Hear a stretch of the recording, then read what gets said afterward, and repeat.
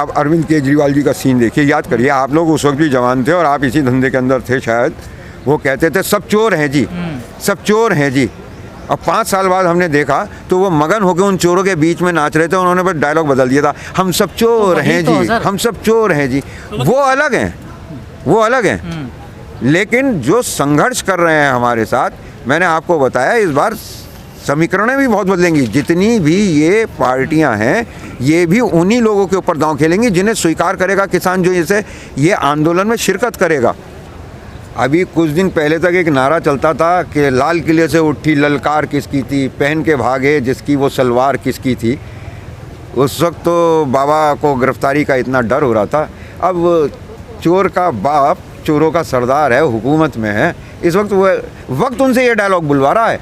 अभी सरकार बदलने दो, फिर देखना कैसे शीर्षासन करके और पैरों में पड़े होंगे यही बाबा।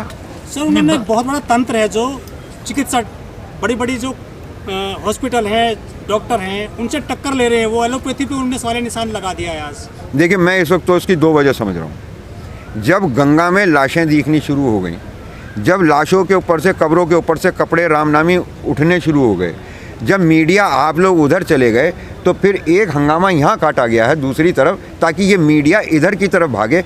अब स्क्रीन पे से वो सब चीज़ें हट चुकी हैं और सिर्फ बाबा रामदेव चल रहे हैं। बाबा रामदेव की जो कहानी है वो ध्यान भटकाने के लिए है। अब वैसे आपको मैं एक बात बता दूं, जितने बड़े चोर बाबा रामदेव हैं उतने ही बड़े गुनहगार ये एलोपैथी वाले भी हैं। रहम का झूठ तंत्र, दूसरा लूट तंत्र, दोनों एक साथ अब आपस में टकरा रहे हैं। कांटे से कांटा निकल जाएगा भारत माता के पैर में से और वो सुकून से हो जाएगी। तो इस वक्त इन लोगों को आपस में उलझने दीजिए। तो क्या बाबा रामदेव को स्टेपनी की तरह यूज किया गया है सरकार द्वारा? नहीं नहीं, ऐसा मत कहिए, स्टेपनी की तरह। उनको बताया कि भाई देखिए सरकार आपकी भी है, उन्हें भी मालूम है उनका कितना दांव पे लगा हुआ है, तो वो भी अपना छोटा सा रोल प्ले करने आ गए बेचारे। बाबा रामदेव का समय चल रहा है, इसीलिए इतने चौड़े से कह रहे हैं कि किसी के बाप में इतनी हिम्मत नहीं कि मुझे गिरफ्तार कर सके। अगर बाप बदल जाए ना 1 सेकंड को भी, ये पता चल जाए कि दिल्ली की सरकार जा रही है, तो यही बाबा रामदेव। आपका तो समय बदल गया ना इसका मतलब? अजी हमारा समय तो ऐसे ही चलता रहता है। क्यों? कभी 3 काले कानून CAA NRC पे लड़ते रह जाते हैं, कभी इन 3 काले कानून पे लड़ते रह जाते हैं। और ईमानदारी की बात बताएं कि यहाँ से बड़े आंदोलन की ज़रूरत हाई कोर्ट और सुप्रीम कोर्ट में है। यहाँ से फ्री होने के बाद, यहाँ से जीतने के बाद फिर वहाँ रह के देखिए, मैं इस CNRC आंदोलन का इस वक्त जो सबसे बड़ी अफसोस की बात यह है कि जिनको जो काम करने चाहिए थे वो काम नहीं कर रहे। पार्लियामेंट अपना काम नहीं कर रही, एग्जीक्यूटिव अपना काम नहीं कर रही, और तो और जुडिशरी भी अपना काम नहीं कर रही है। अगर कानून का मामला है तो गार्जियन कॉन्स्टिट्यूशन का जो है वो सुप्रीम कोर्ट है, उसे अपने यहाँ बुला के इस बात को सुनवाई, तो उसने खुद ऐसे ऐसे फैसले दिए हैं कि अब हमारा भी भरोसा उस पर नहीं है कि वो हमसे कह दे कि ठीक है मैं सुनवाई कर रहा हूँ, ये सस्पेंड रहेंगे लॉज, तो हमारा भी भरोसा नहीं है। क्योंकि अब इन्होंने अपनी हरकतों से ये भी दिखा दिया है कि जुडिशरी भी सरकार के प्रभाव में, इंडिपेंडेंट जुडिशरी वाला जो कॉन्सेप्ट इंडियन कॉन्स्टिट्यूशन में रखा गया था, इस वक्त उसके ऊपर आँच आ रही है। सर आप CNRC आंदोलन का जिक्र करते हैं बार बार, वो आंदोलन बीच में लटका हुआ है, अगर वो दोबारा शुरू होता है क्या किसान साथ देंगे उस आंदोलन को? वो भी सरकार के खिलाफ। देखिए मैं आपको बता देता हूँ, बिल्कुल स्पष्ट मान के चलिए, मैंने इसीलिए इसे आखिरी आंदोलन कहा था। अगर हमारा आंदोलन कामयाब हुआ तो उसकी कामयाबी का पहला परिणाम ये होगा कि हम इन काली ताकतों को सत्ता से हटा देंगे। जो वो काली ताकतें उन 3 काले कानून को लाई थी, जब वो सत्ता से चले जाएंगे तो उन कानूनों का भी इलाज हो जाएगा। हम संप्रभु राष्ट्र हैं, अगर हम एक बार पार्लियामेंट को इनके कब्जे से बचा लेंगे तो सारे काम अपने आप रास्ते पे आ जाएंगे। सर आप वही सवाल है ना, बार आप कहते हैं हम इन्हें हटा देंगे, पर रास्ता नहीं है ना। उन इतनी बड़ी फोर्स है आपके सामने, कैसे हटाओगे उसे आप? कौन सी फोर्स? संसाधनों से लैस है वो। नहीं, वो कौन सी है? कौन सी फोर्स जिससे आप लड़ रहे हो? आप उसका नाम लें, बीजेपी है, RSS है, पूंजीपति हैं, आप नाम लें। हाँ तमाम समझ लो यही।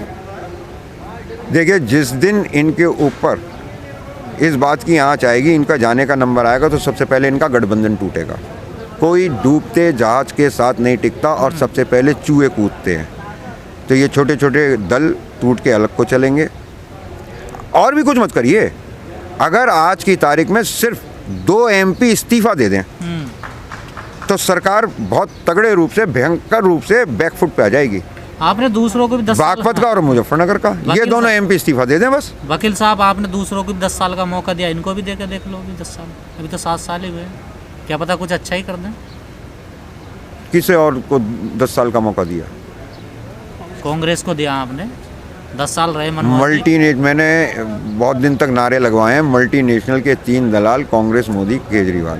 हाँ, वो सारी चीज़ें, सरदार जी मौन थे। हाँ, हमारी नॉन पॉलिटिकल अप्रोच का लाइफ का सबसे बड़ा प्रभाव ये है कि आपने देखा होगा कि मनमोहन सिंह जी के ऊपर एक फिल्म बनी एक्सीडेंटल प्राइम मिनिस्टर, और आप उनका पॉलिटिकल कैरियर उठा के पढ़कर देखिए, वो सबसे ज़्यादा प्लान्ड रूप से प्राइम मिनिस्टर की पोस्ट तक पहुंचने वाला आदमी था।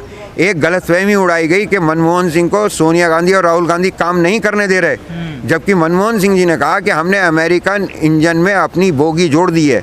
उन्होंने वेस्टर्न डेमोक्रेसी को और इंस्टीट्यूशंस को कॉम्पेटेबल बनाया इंडियन के, सारा पेपर वर्क उन्होंने किया। लेकिन वो जो गलत काम नहीं कर सकते, जैसे नोटबंदी, जैसे जीएसटी, उनके लिए पहले से ही असंतोष भड़का के जब सत्ता पलटी तो ये 56 इंच के सीने वाला मूर्ख आ गया।